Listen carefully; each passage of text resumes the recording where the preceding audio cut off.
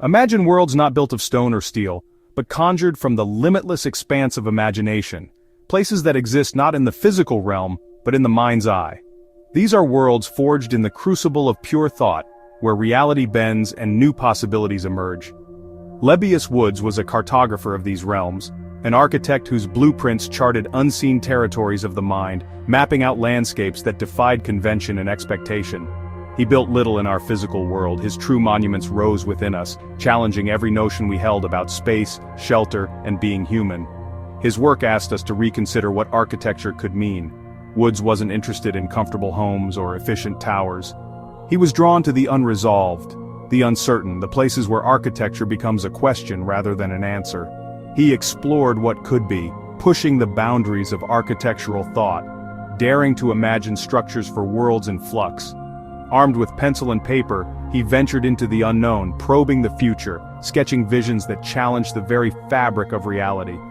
His designs were provocations. Each line posed a question: what if? What if society fractured? If the world as we knew it was torn apart and had to be reimagined from its foundations? What if cities were wounded, their structures scarred by conflict or disaster, yet still alive with possibility? What if humanity faced unimaginable change, forced to adapt to new realities and invent new ways of living? His architecture grappled with crisis, embraced transformation, and sought ways for us to adapt and evolve, reminding us that change is not just inevitable, but essential.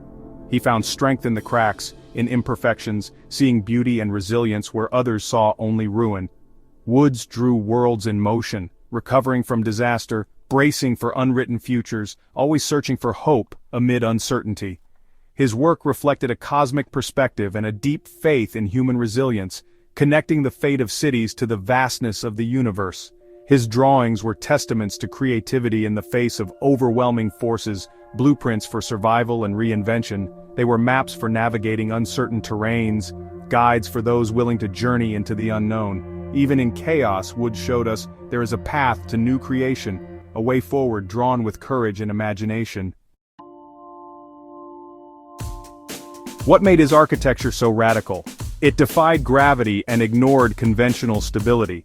Where others sought solid ground, Woods embraced the precarious and ever-shifting. His structures floated, pierced, clung, dynamic, alive, pulsing with energy. Traditional buildings offer comfort and permanence. Woods' work awakened, challenged, and provoked transformation. His architecture was a dialogue, a cosmic dance between form and consciousness. He called it anarchitecture architecture, questioning its own rules and purpose. Why must buildings be static? Why conform to old ideas of order? Woods sought to liberate architecture, unleashing its potential as a force for change.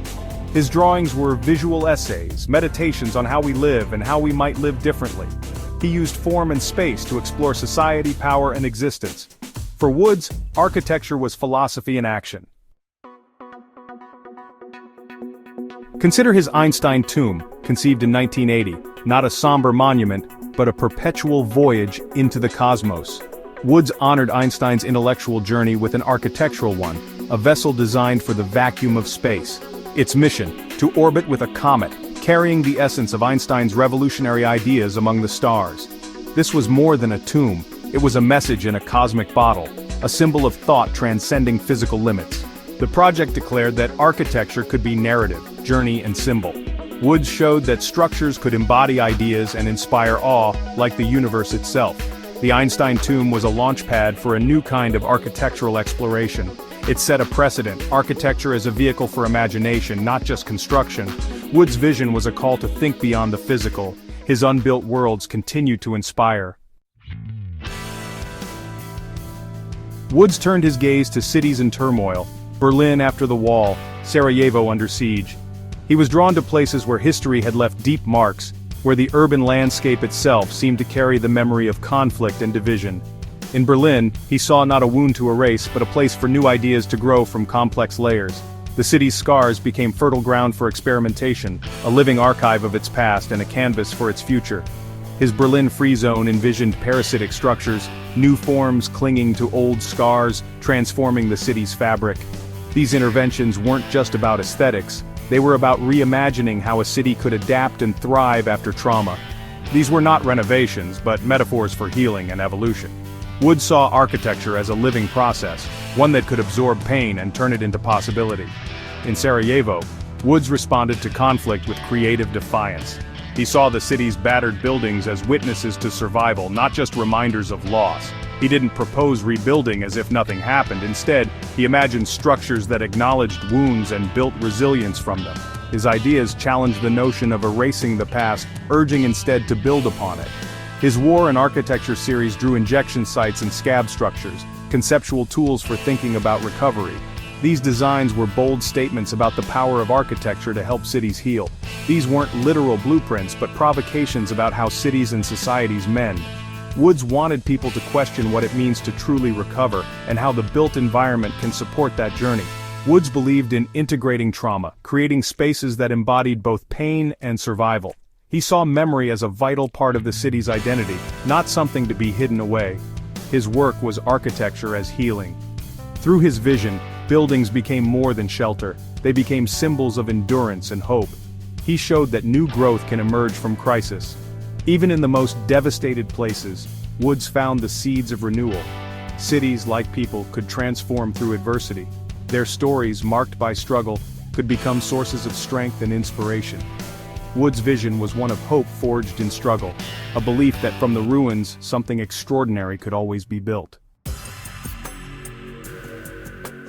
Labbeaus Woods' drawings are extraordinary universes, masterpieces of line, form, and energy, each one pulsing with a sense of urgency and vision. They're not calm blueprints, but explosions of thought, visual manifestos, dynamic events that seem to leap off the page and into the imagination. His visual language is wild, jagged lines, impossible shapes, shards of metal or crystal, floating components that seem to defy gravity and logic. These structures twist, turn, and reach, seemingly breaking the laws of physics, yet possessing their own internal logic, as if they belong to a world with different rules. It's a geometry born from dreams or the turbulence of the cosmos, where chaos and order are in constant dialogue.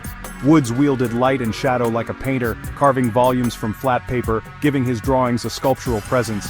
His mastery of chiaroscuro gave his drawings depth and mystery, making them feel both real and otherworldly. Looking at them feels like peering into other dimensions, futures both unsettling and beautiful, where the familiar is transformed into the extraordinary. His hand was precise, yet the results felt spontaneous, almost alive, as if the drawings were evolving in real time. The style was raw, intentionally unpolished, reflecting fractured, uncertain worlds, places where nothing is fixed and everything is possible. Within chaos there was order, a complex, emergent beauty that rewards close inspection and contemplation. His drawings are meticulously organized chaos, testaments to creativity born from instability and the courage to embrace uncertainty. They invite us to imagine new realities, to question what architecture can be, and to dream beyond the limits of convention. Each drawing is a universe in itself, filled with stories, tensions, and possibilities waiting to be discovered. Woods' art is a window into possible futures, a glimpse of worlds that might one day exist or remain forever in the realm of imagination. He made the act of drawing an act of world-building, constructing entire realities with nothing but pencil and paper. His style was as radical as his ideas, always pushing boundaries and challenging norms. The drawings challenge us to see beyond the familiar, to embrace the unknown and the unconventional. They are blueprints for the imagination, maps to places that exist only in the mind's eye. In every line, Woods asked us to envision the impossible, to see the world not as it is, but as it could be. His drawings remain a universe of organized chaos, forever inviting us to explore, question, and dream.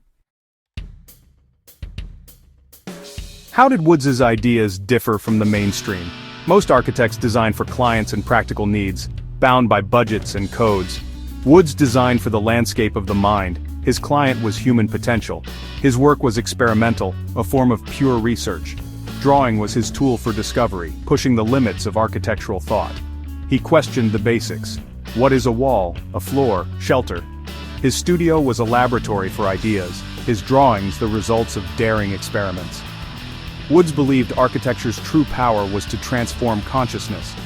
He was less a builder, more an artist-philosopher, using architecture to ask deep questions about humanity and our place in the universe. His legacy lives in the expanded horizons of our imagination.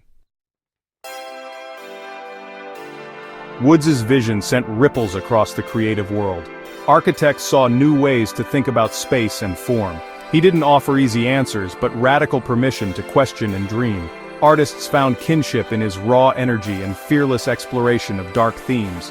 His work crossed boundaries. Painters, sculptors, filmmakers all drew inspiration. Science fiction films echo his imagined architectures, shaping visions of dystopian futures and alien worlds. Beyond drawings, Woods was a dedicated teacher, encouraging students to question everything and embrace imagination. His influence was aesthetic, intellectual, and pedagogical. He planted seeds of radical thought worldwide. Why does Labbeaus Woods matter today? We live in a world of accelerating change and uncertainty. Woods' work speaks directly to crisis, adaptation, and radical transformation. He focused on how individuals and communities respond to trauma and the need for new ways to live. These are the existential themes of our time: climate change, social upheaval, technological disruption. Woods explored these frontiers decades ago. His insights are more relevant than ever. He reminds us that architecture is never neutral. It shapes and reflects our values, fears, and aspirations. Architecture can reinforce the status quo or challenge it, becoming a tool for critique and transformation. Woods' legacy is a call to intellectual courage and imaginative thinking. He taught us to confront complexity with creativity, not fear. His work inspires us to experiment, to draw the impossible, and to make new possibilities real. Woods remains a vital source of inspiration for daring to think differently. His vision is a guide for navigating the unknown. What lessons can we draw from Labbeaus Woods? The power of asking what if, of questioning the impossible. Innovation is born in speculative space. Woods showed that questioning is a creative force, revealing hidden potential in overlooked places. He believed in humanity's capacity for renewal, even from the abyss. His blueprints were for ways of thinking, dreaming, and facing the unknown. Woods taught us that architecture, at its best, expands our understanding of what it means to be human, looking out at the stars.